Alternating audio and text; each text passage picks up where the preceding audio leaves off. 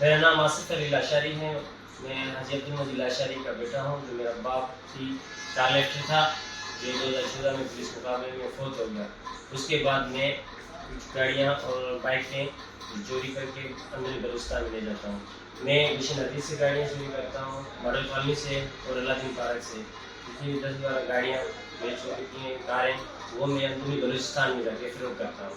Motorcycle 10 से 15,000 तक motorcycle मैंने चोरी करके बलूचिस्तान भेजी। कौन सी सर उसमें से चाइना गाड़ी है, CD और 125। इसमें मैं 3 से 4 दफ़ा पहले भी जेल जा चुका हूँ। कारें कितनी चोरी की? कारें 10 से 15 गाड़ियाँ मैंने चोरी की। कहाँ से?